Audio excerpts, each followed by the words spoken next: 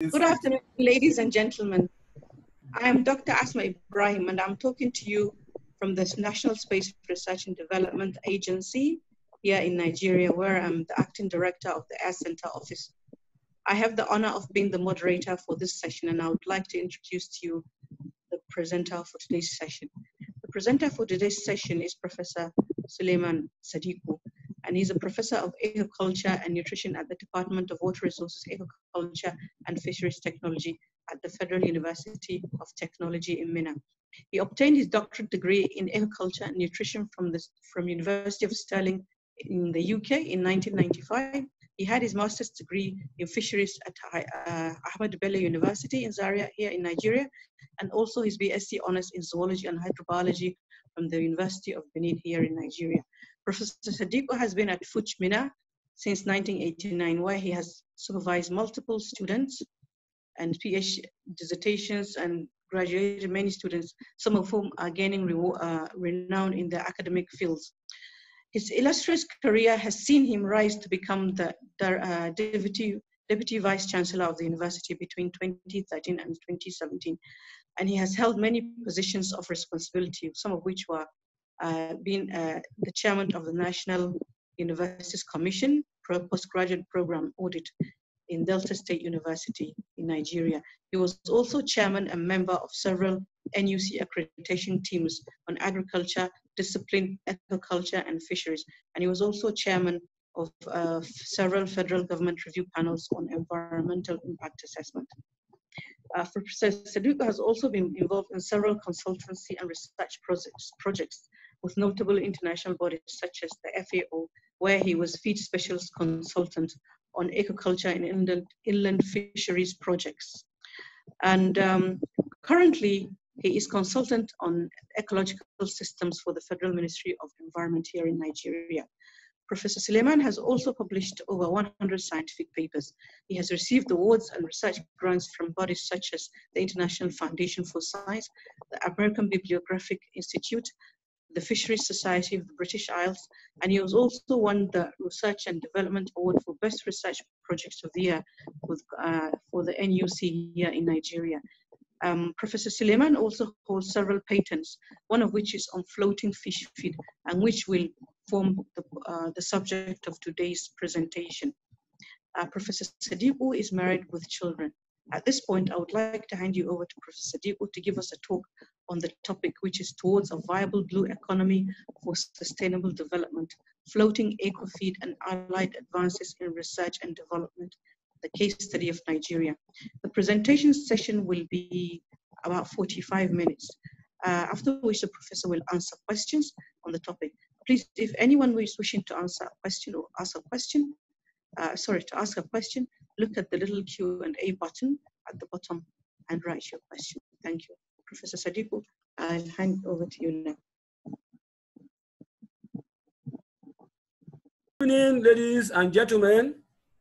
Greetings from Federal University of Technology, Minna, Nigeria, and the National Space Research and Development Agency, Abuja, Nigeria. We are talking today on the platform of Networking Friday of the Atlantic Science Center, Portugal. Topic of today, towards a viable blue economy for sustainable development, floating aquafeed and allied advances in research and development, the case of Nigeria. Here I present to you a group of researchers who have worked on this, starting with the coordinator, Dr. Asma Ibrahim, moderating the session from NASRDA, myself, from Suleiman Sadiku, from Federal Technology Minna, Nigeria, Professor Abiodun Musa Ibinu, Federal Technology Nigeria, a mechatronic engineer, Professor Dr. Abla Uriwe, I'm also Professor of Aquaculture and Nutrition, FUTMINNA, Nigeria, Dr. Saratu Usman Ibrahim, a senior lecturer, a leading researcher in G.I.S. and remote sensing agriculture, FUTMINNA, Nigeria, where gender sensitive is a lady. And then Dr. Gabriel Baker is the head of the department. Then we have our partners from NASRDA, the DG, Director General of NASRDA, Dr. Francis Chize, and the Director of Strategic Space Application, Dr. Shaba Ahmad Alilu. The outline of the work basically will entail defining concepts, talking about agriculture development, Nigeria economy, development plans, green economy in Nigeria, blue economy in Nigeria, talking about our water resources, freshwater, brackish, marine, agriculture and feed development in Nigeria, agriculture in Nigeria, mariculture in Nigeria, feed production in Nigeria, and the challenges of feed production, down to our research exploit, finding solutions to the challenges, some of the challenges, floating aquafeed in Nigeria, and allied advances, including application of G.I.S and remote sensing for aquatic productivity assessment, and artificial intelligence for aquaculture system automation. That will conclude the technical research presentation, and we'll look at the constraints militating against domestic production, then efforts of government to revive the blue economy, agriculture and fishing in particular, then areas of collaboration with potential collaborators from all over the world.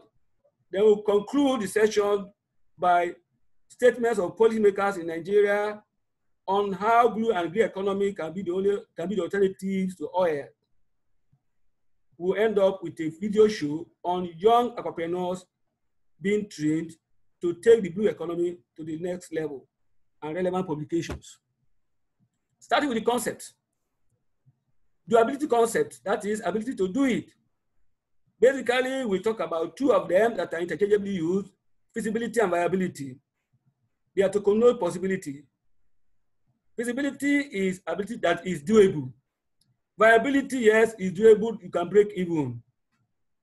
Bankability is a concept that has been superimposed on viability to show that, yes, it's doable and you can break even, that you can even take it further to the next level to call for investment and it is bankable.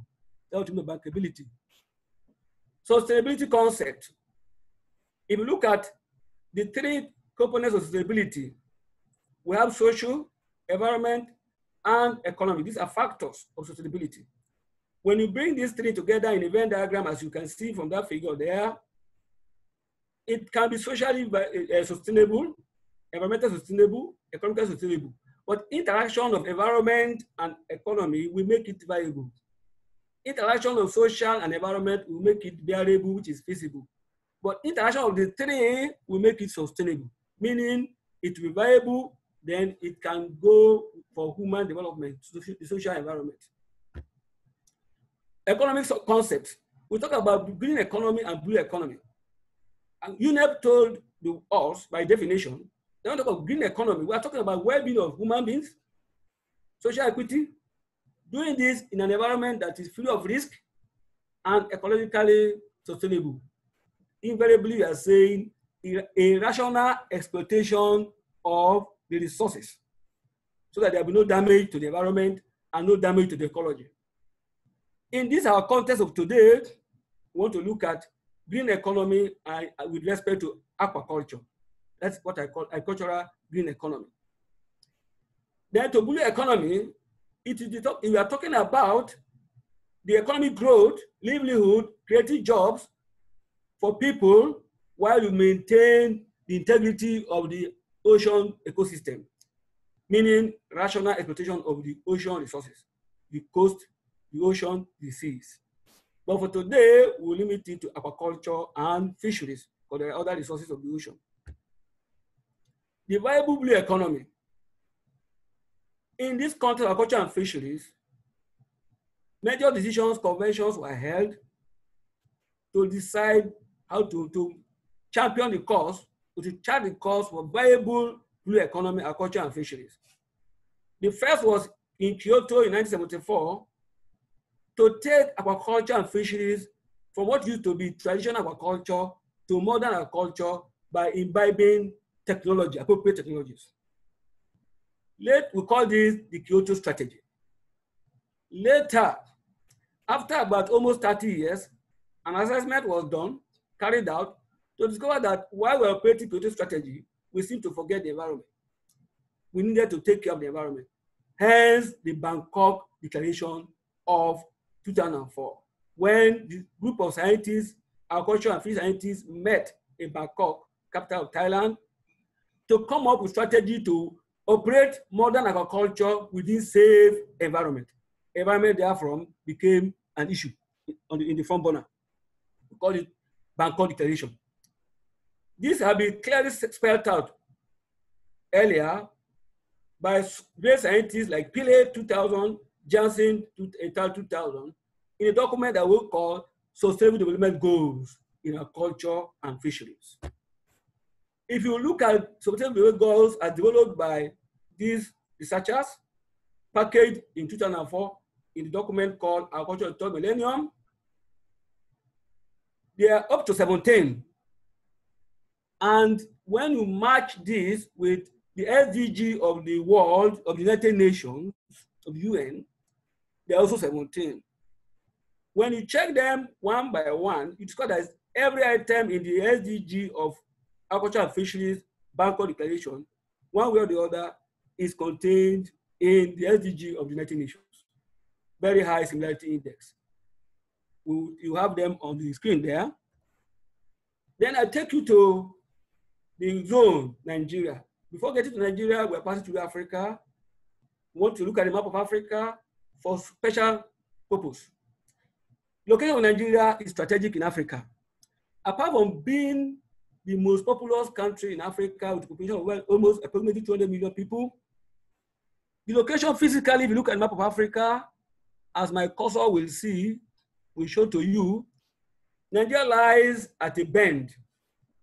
And that bend is crucial for aquatic productivity, for ocean sedimentation, and current movement, particularly the geostrophic forces, what we call colliery forces.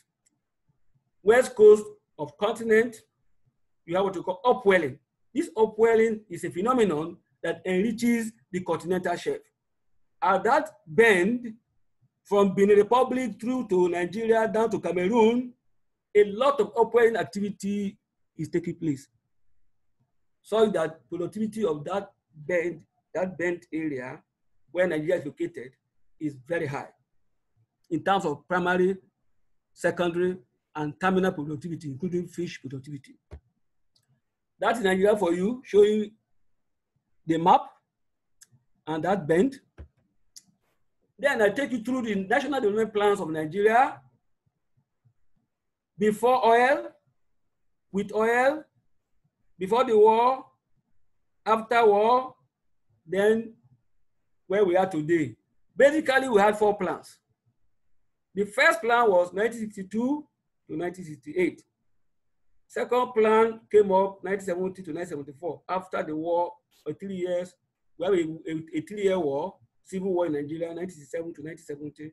That disrupted the plan. We could not go ahead with the third plan until the second plan until 1970 to 1974. Then the third plan came on 1975 to 1980. The fourth national development plan came up 1981 to 1985. And the economy beyond that came up with several other projects, rolling ideas, plans, and what have you. I want to pay attention to one. Prior to 1970, our economy was agrarian economy, where 65% of Nigerians were engaged in farming. But with the discovery of oil in Nigeria in 1956 and its development, 1970, we had what we call oil boom. As a result of oil boom, agriculture, everybody moved to oil because there was money.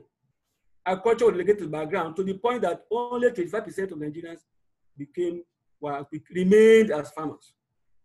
The rest went into oil industry, other sectors of the economy.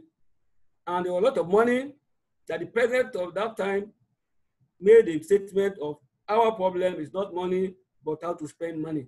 And he did that in what we call Zoology Award.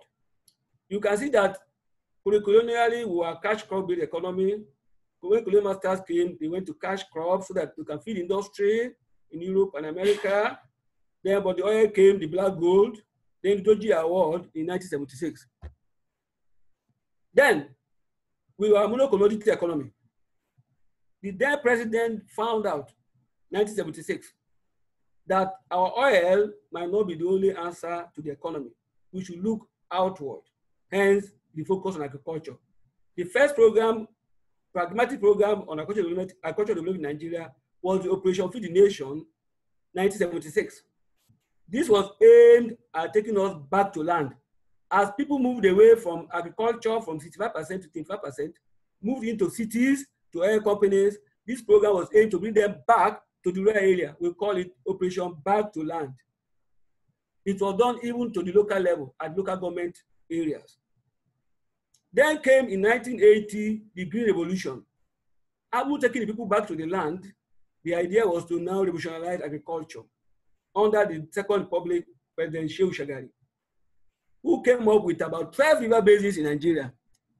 The 12 river basins with 16 research institutes and agricultural colleges, and 63 agricultural schemes, river schemes. All these were put in place to exponentially grow the agri sector of the economy. There, hence the name Green Revolution. Going through some of the projects of government, that was in 1980. By late 80s to early 90s, not much was done until 1997, when we had National Agricultural Research Project of the World Bank that looked at critical areas, including aquaculture and fisheries. Then, under President Obasanjo, 1999, he came up with another program to take agriculture to the next level to solve the problem of insufficient agriculture, called National Special Program of Food Security. This was also World Bank assisted program. This program has a component on aquaculture and fisheries called Aquaculture and Inland Fisheries Project, AFIP. The entire National Special Program of Food Security was to be cost $45 million US, out of which $6.9 million was set aside for the AFIP component. This program documented all the agriculture and fish resources of Nigeria, as you will see later. Thereafter, in 2010, we had a program under President Jonathan called Agricultural Transformation Agenda. This agricultural transformation agenda, the whole idea was to use what we call the value chain methodology to drive agriculture, where the people will own agriculture, where private sector will drive agriculture. Part of it was the employment-oriented private sector development. That came, and our culture value chain was developed. A workshop was held in Abuja, which I was privileged to be part of, and the value chain of agriculture was developed from meso level, micro level, meso level to mega level, from production to marketing. Thereafter, in 2015, the present government under President Muhammadu Buhari came up with the green alternative. The green alternative is also to drive agriculture, to involve massive population agriculture, to make sure that we survive the economic recession as oil resources dwindled. Oil was selling at $120 per barrel in 2010, but at the time when Buhari came on board, it was below $30 per barrel. And our budget was always based on oil. We must get alternative to cater for the deficit in our budget, hence the green alternative. The conversation was on to 2016, when we came out of it in 2016, actually. Therefore, the need to go into other sectors of the economy. Then I'll take you through the freshwater resources of Nigeria before we discuss the real blue economy, agriculture and fisheries. In Nigeria, we are blessed with 12 river basins, as I said earlier, with 16 irrigation schemes, and we have 14 million hectares of inland fresh water. On your right, that's plate 1, you have River Kaduna there, which is a tributary to River Niger, the biggest river in Nigeria. Then you have below Shirole Lake. Shirole Lake born out of the dam that was created on River Kaduna, the tributary to Niger. This dam provides electricity to the country. Further resources to show the exploit our resources in Nigeria, aquatic resources in Nigeria. Shirole Dam, figure plate 3, River Kaduna, plate 4, River Kaduna downstream, plate 5. Then we have Tagwai Dam, which is on River Chanchaga, a tribute to River Kaduna in Nigeria, Niger State, Nigeria. The freshwater resources of Nigeria were documented in rivers, lakes, and reservoirs. we have lentic and lotic freshwater systems. The lentic ones are the rivers, are the lacustrine ecosystem. The lotic ones are the riverine ecosystems. From the graph to your right, figure 4, most of the lakes, reservoirs, and dams are located in the north. Nigeria is divided into 6 geopolitical zones: the northwest, the northeast, the north central, the southeast, the southwest, the south-south.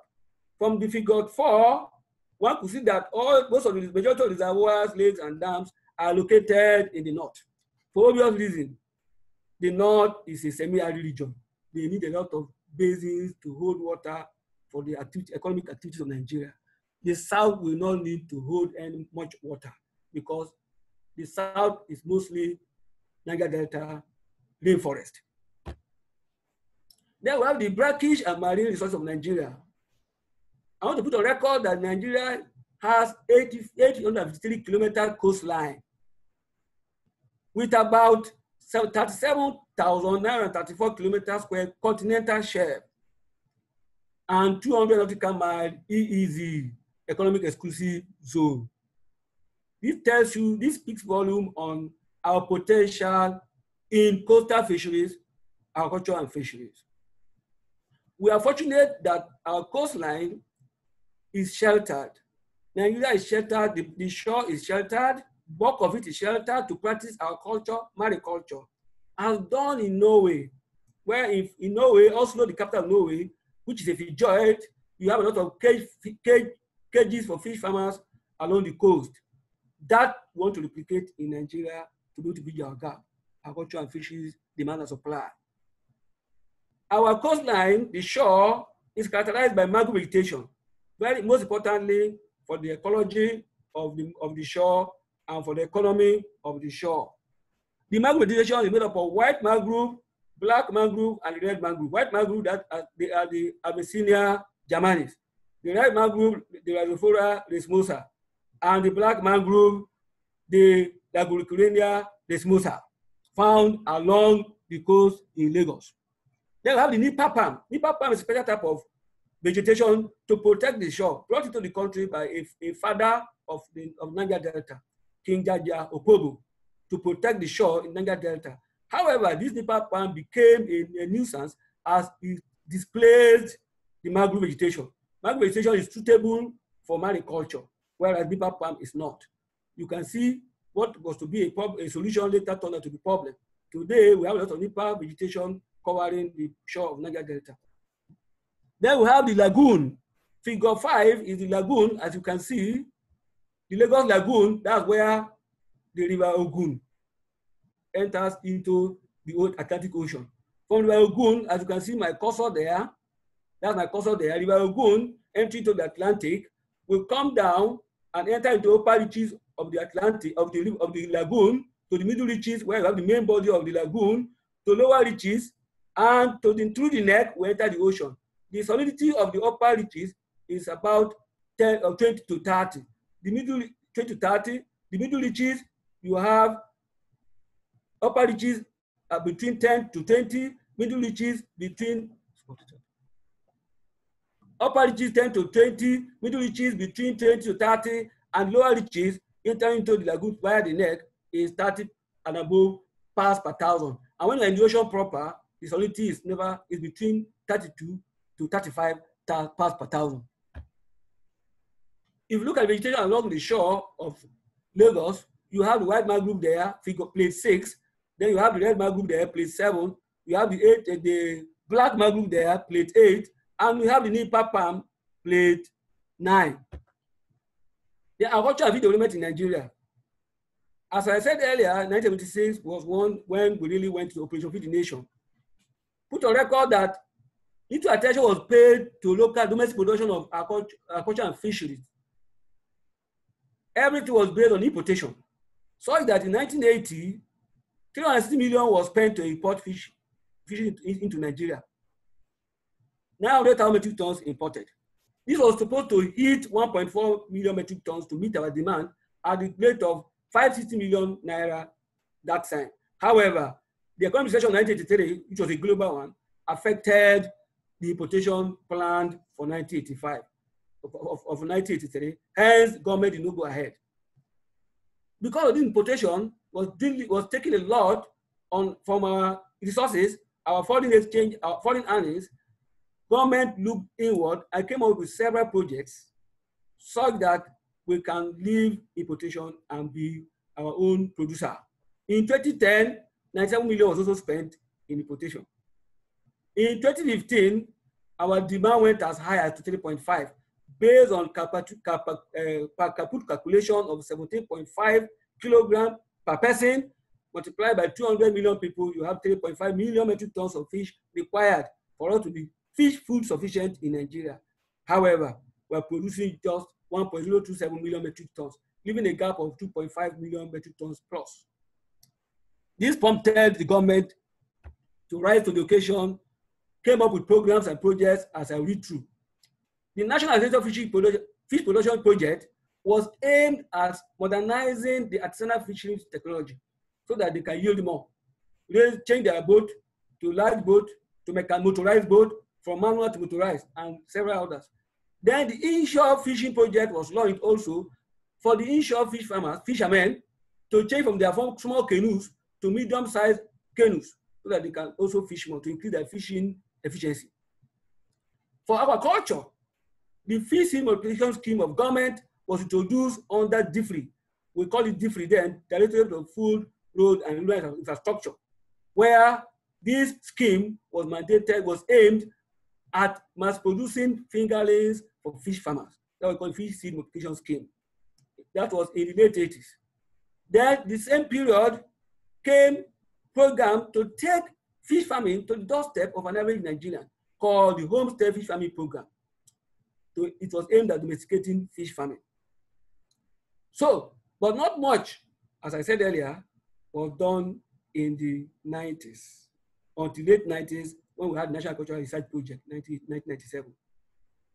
We also have, as I posited, that there was the AFIP under National Special Program of Food Security in Nigeria in 2002 to 2005 of the World Bank. Then there was the National Agricultural Development Strategy of government in 2008. I was privileged to be part of the team, and we developed strategy for agricultural development using the value chain methodology, which was adopted, brought into focus in 2011.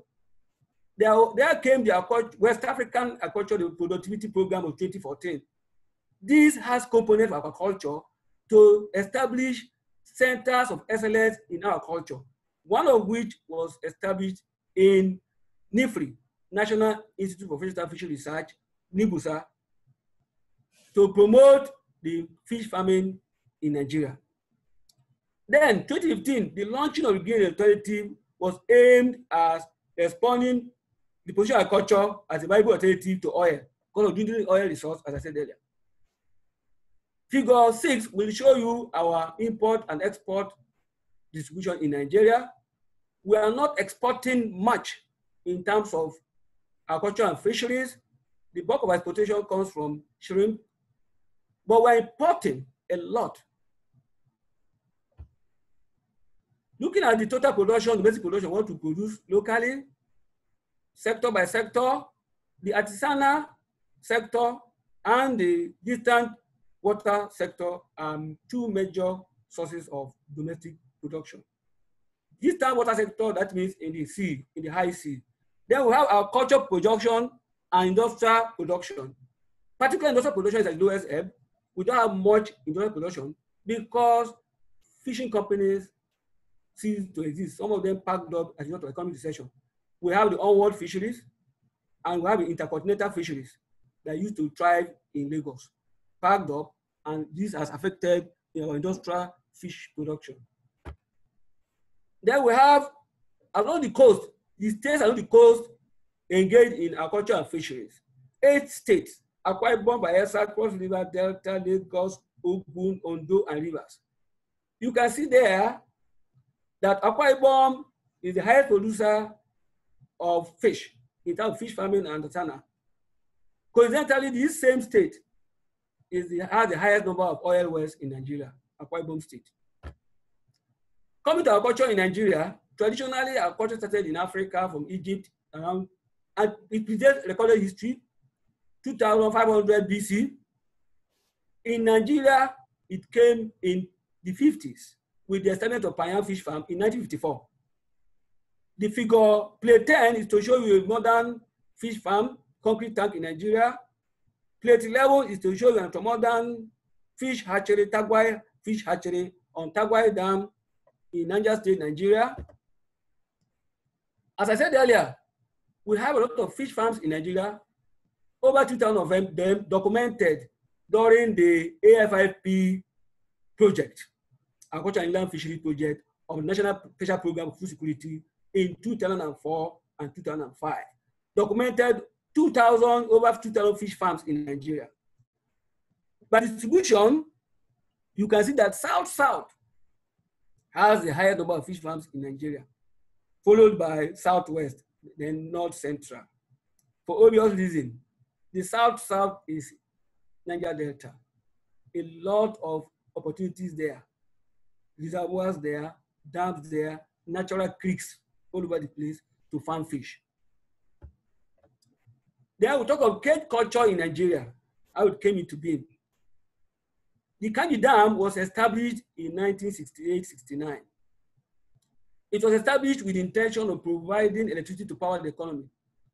However, the attendant benefit is the lake that was created for the local community, for indigenous community to go into fish farming to earn their livelihood. Hence, the burgeoning fishing economy of the lake communities. We have cage culture introduced into Lake Changi in 1971 when the resources dwindled by FAO. When it dwindled from 28,000 to 10,000, it became an issue of concern to government. It invited FAO and they introduced cage culture on the Kanji. Mariculture in Nigeria. The federal government of Nigeria introduced mariculture in 1965 by commissioning FAO to go into brackish fish culture in Niger Delta. And this was extended to Lagos area in 1968. Mariculture system is at lower ebb for now, yet to take its strong footing in Nigeria, but experimentally has been done by the National Institute of Oceanography and Marine Research. They've established cages for cage culture of catfish in Lagos in 2010. However, we don't have commercial cage culture in large number yet. We have a company now promoting the commercial cage culture of fish in Nigeria. That is Titan Fishing Company in Lagos. You have plate 14 showing you the use of trap, the nation trap, for the culture of oysters along the coast in coastal ponds in Lagos. As you can see, that's where you have my cursor to show you the nation trap to encourage for culture of oysters in Nigeria, which is shellfish. Then plate 15 shows the experimented cage culture by the Nigerian Institute of Oceanography and Marine Research at Elegushi Waterfront, Lekki, Lagos, Nigeria. Then plate 16 is showing you some farmers attending to cage culture in Lagos area. Then feed production in Nigeria. For cost-effective aquaculture operation, we must be efficient in feeding our fish. As 60% the cost of aquaculture operation comes from feed and feeding alone. Imagine you being able to reduce it to 10 or 20%. Then you'll be good to go in aquaculture production. There are over 200 feed producers in Nigeria, out of which less than 50 are into fish feed production. Others are into general livestock feed production. Of these 50, less than 5 are into production of floating pellets. And due to inadequate technology and availability of fish meal. Zonal distribution of feed producers in Nigeria shows that of the 6 geopolitical zones, the Southwest is the major producer, has the largest number of feed producers in Nigeria. For obvious reason, Southwest, the industrial hub and economic hub of Nigeria. Small-scale fish farmers depended on aquafeed Commercial farmers depended on commercial feed producers. Then the challenges of fish production. Why is it that we're still having 60% cost of agricultural operation due to feed and feeding? One, inadequate availability of raw materials that are non-competitive for human and livestock nutrition. Most feedstuffs we use in agricultural nutrition, they are also used by humans and by livestock. Secondly, the critical ingredient for feed production is the fish meal. This fish meal, we don't have technology for producing quality fish meal in Nigeria. Currently, the fish meal we get imported, quality fish meal. From Chile, Peru, we have the Anchovy fish meal from Peru, majorly from Peru and Chile. In Nigeria, we don't have the technology for quality fish meal production. Then the next problem is, it has come to the realization of farmers that floating feed is the best for aquaculture. However, most of our feed, the bulk of our feed is not floating, it's sinking feed, sinking pellets. We need technology to produce floating feed. As a result of which, we have heavy importation of floating feed from outside Nigeria. A major company that's noted for this is the Copen's feed from Holland. Therefore, myself and my group research, my co-researchers, took this as a challenge to find solution to production of floating feed on farm. What we mean by floating feed on farm is within the reach of the rural fish farmer, not having to go to any company to purchase imported feed or to purchase those produced by few companies available at exorbitant price. We want to have floating feed on farm. Our first research on that was a PhD student who worked on utilization of live artificial agents for development of floating feed. What he did was identify possible floaters: the yeast, Saccharomyces cerevisiae, the honeycomb, the duckweed, Minna. These were candidates we targeted as possible floaters for their qualities which we know, characteristics. We had binders and we had other materials as feedstuffs. Then we used an artificial agent, Aquatech 2, polymethylocarbamide, to compare with the floaters, with natural floaters. In the course of doing this, we developed 28 isonitrogenous diets.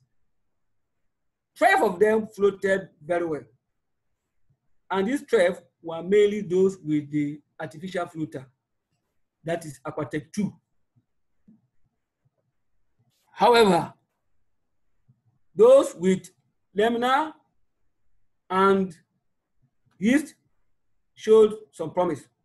Then we took it to the next level by having master's student on this project using additional natural floater, yeast, the candle wax, which is our own wax, which we know, the baking powder as agents.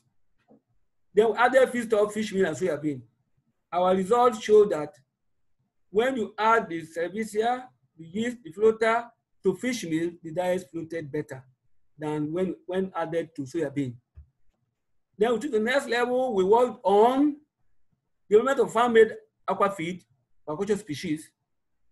This time around, we capitalized on methodology, adding 5% and 10% of our catalyst, using yeast and baking powder, and we discovered that they floated for a while, but not all the time. And fish meal always will do better. We went further to say, okay, supposing we look at the processing, not just the materials, bring the materials together. Let's process.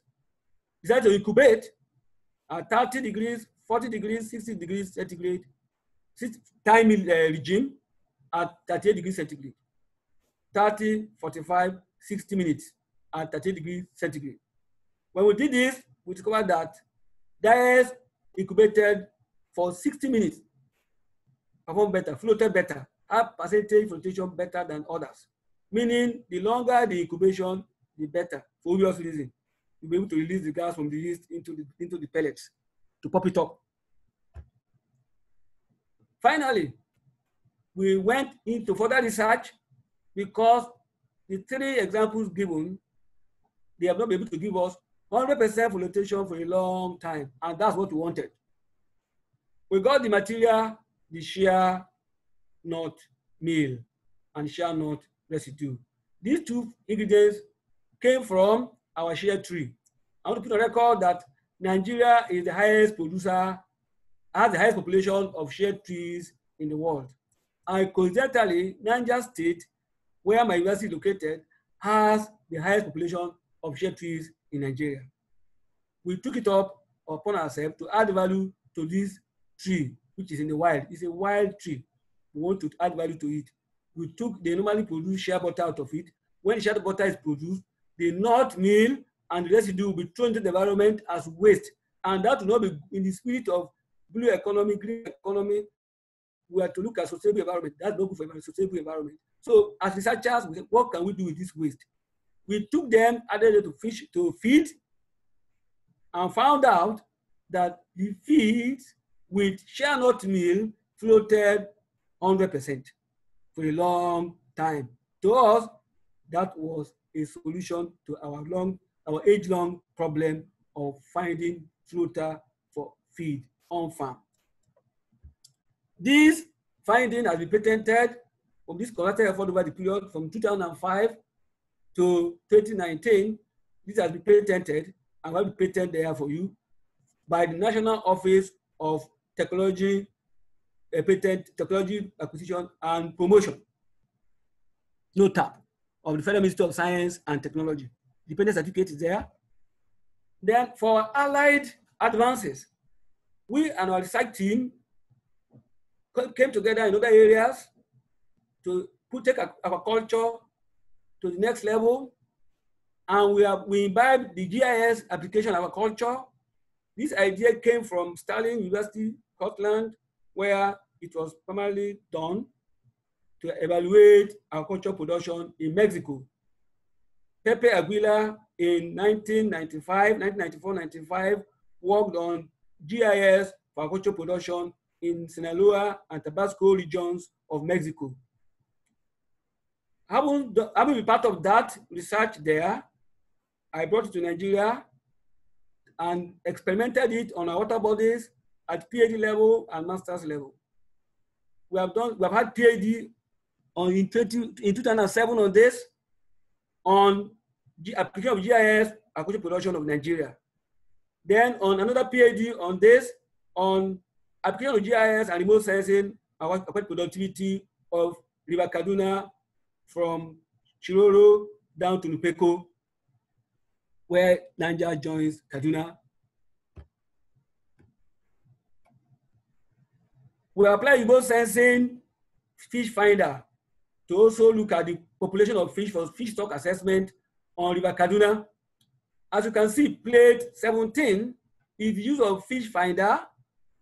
The researcher there is a lady, Dr. Ibrahim Usman Saratu, working with her master's and first degree students on the use of fish finder to locate fishes in water. One of the students is the person you are seeing in plate 18, displaying the fish finder. This fish finder will enable you, a sensor, enable you to look at the population of fish passing through the water column per second. And from there, you can evaluate the fish stock in any water body.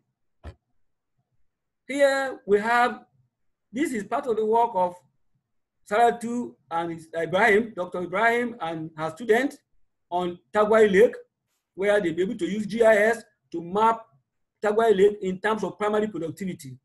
They'll be able to look at the productivity of Tagwai Lake in terms of the green algae, chlorophyce, the diatoms, bacillophyce, then the blue-green algae, cyanophyce, and desmidaceae, the desmids. And they'll be presented in plate 19. Another area of advance is application of artificial intelligence for agricultural automation. We have seen that the world is heading towards automation, particularly with security challenge these days. We want a situation where you can farm your fish remotely. Here in my department, we collaborated with the mechatronic engineering department. We produce agricultural systems and Mechatronic Engineering Department led by Professor Musa Abiodun Ibinu and his team. We put together the algorithm, integrate that into our system to monitor water quality parameters, as many as 10 parameters at a go. Temperature, dissolved oxygen, pH, alkalinity, hardness, conductivity, nitrate nitrogen, ammonia nitrogen, nitrate nitrogen, sulfate sulfur, phosphate phosphorus can be monitored by this system, and you preset the system at the level that's allowable for fish to grow in the aquaculture system. Once preset, there's a controller linking it to the mechatronic system that we integrate it to a mechatronic system. And anytime there is deviation from the preset ranges, there will be an alarm. And the alarm will make the owner to know that something is wrong with the system, and he will go there, detect, and correct. Once detected by the mechatronic system, you correct it. Once you correct it, the system is normalized, and you continue your fish farming. This is the application of artificial intelligence in our culture operation towards automation of our culture.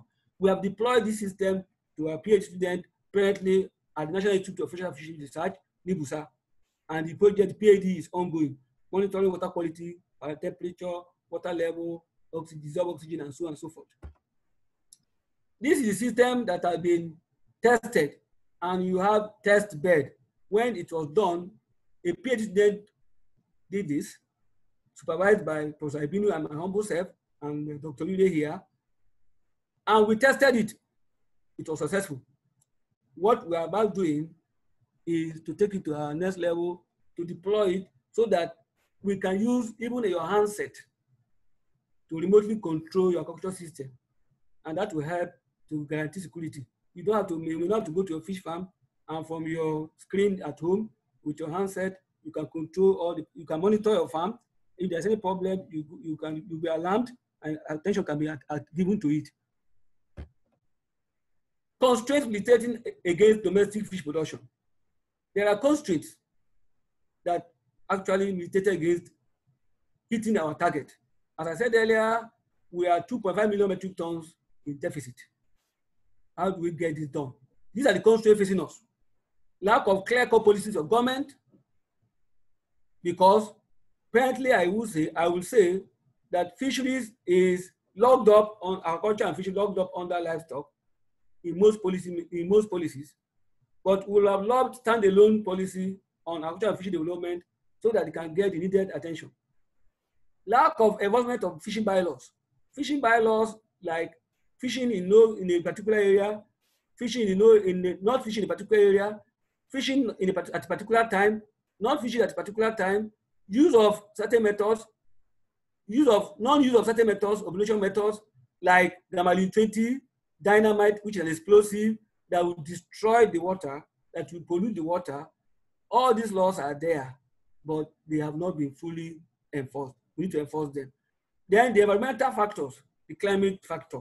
Here in Nigeria, we cannot breed all year round because of too much cold in the northern Harmattan season.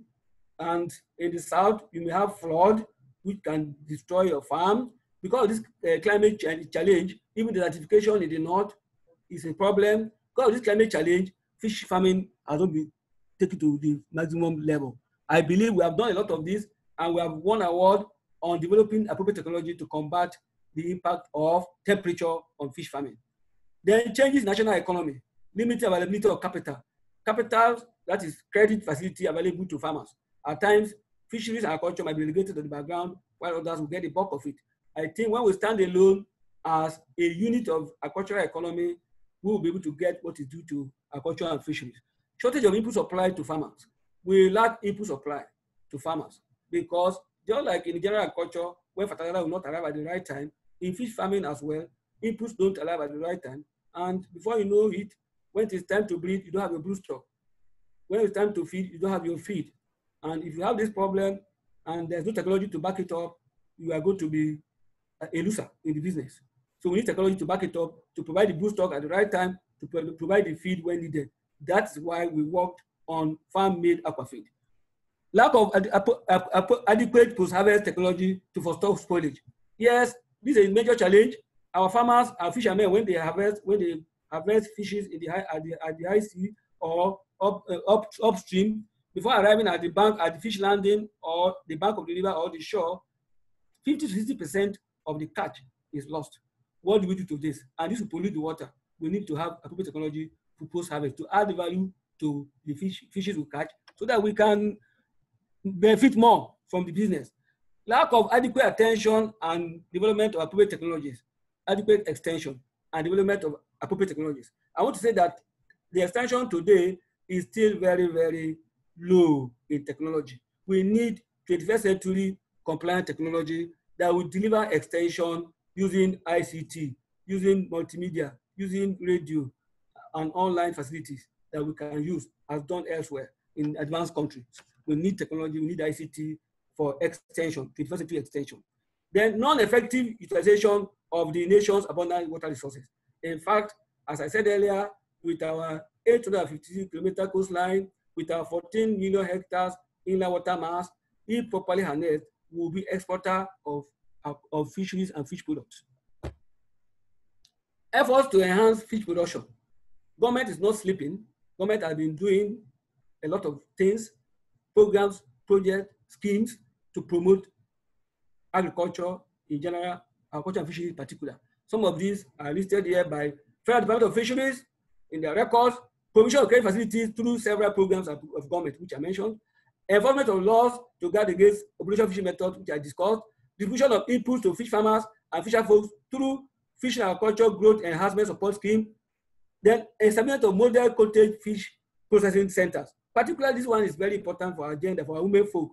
This is very suitable for the female folk to go into fish processing and marketing. Development of fish farm estates and fish seed multiplication projects. Yes, to have large-scale aquaculture and fisheries, we must have farm estate. If you rely on individual homestead, we will not be able to produce enough, talk less to eat, talk less of exporting. Diversification of culturable species to include other local species. This is very serious. Presently, we are a mono-species aquaculture economy, culturing only clarias that depend on the catfish. This is not healthy for the industry. Some people are trying to bring back our tilapia, bring back our carp that used to be cultured in those days. Imagine we have COVID-19 in our culture industry. I think we are doomed. Development of shrimp culture technology. Shrimp culture technology, as experimented by Neoma along the coastal ponds, we need to take that to the next level, to industrial level, not experimental level. Issue license to companies with deep sea fishing vessels. We need to actually bring in companies. As I said earlier, companies went away because of economic recession of the 80s, 83, there was economic recession. In 2014, 2015, there was economic recession. 2006, there was economic meltdown, global economic meltdown. With all these, companies went away because we lack infrastructure.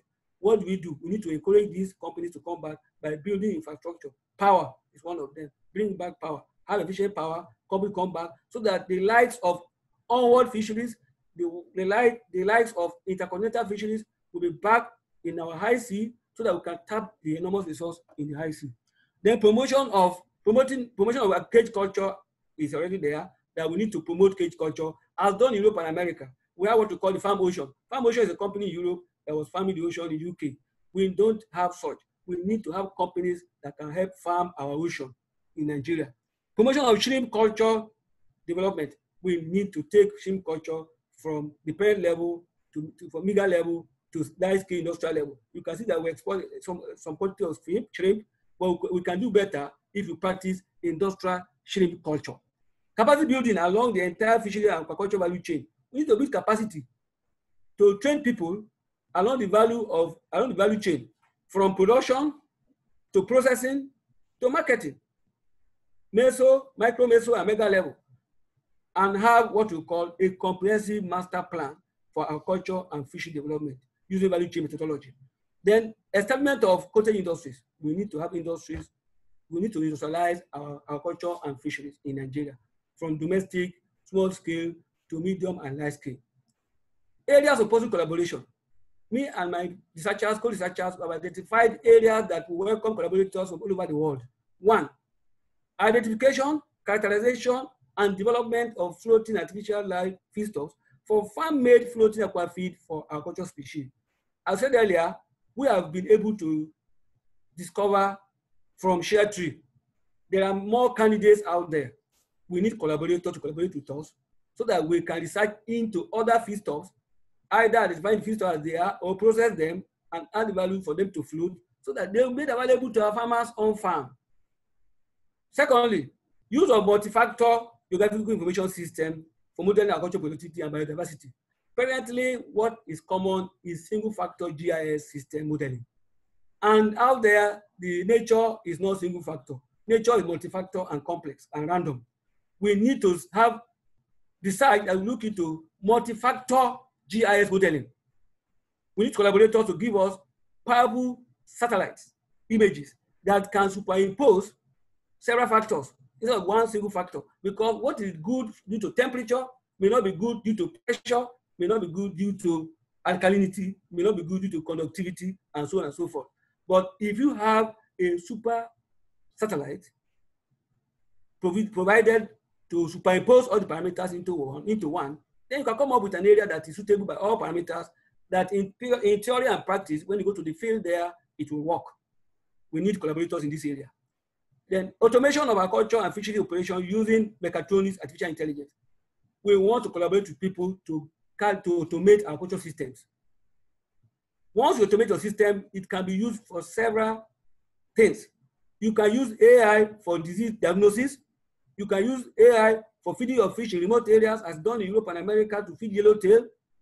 You can use AI to supply material to your farm mechatronically. AI has been tested by our team, and we can expand the scope when we have collaborators from all over the world. Finally, area of collaboration. Artificial agriculture in the hinterland is where we also welcome collaborators. Currently, we think of agriculture only along the coast, in the high sea. But we think it has been done elsewhere. In Stirling, we have mariculture in artificial saltwater. I believe we can do it here in Nigeria. We welcome collaborators to do mariculture in freshwater using artificial saltwater in Nigeria. Conclusion. Achieving a viable blue economy is a task that all hands will be on deck post-COVID-19. The collapse of the economy has necessitated delivery of other alternatives because our economy has been mono-commodity economy depending on oil. As our GDP from oil, you can imagine that our domestic GDP is just 5% oil, but we are realizing 90% of our foreign earning from oil and 50% of our internal earning from oil. 90% from oil dependent. This is not healthy for Nigerian economy. Therefore, we needed alternatives. The green and the blue economies are the possible alternatives to move away from oil in case of to address hunger and poverty.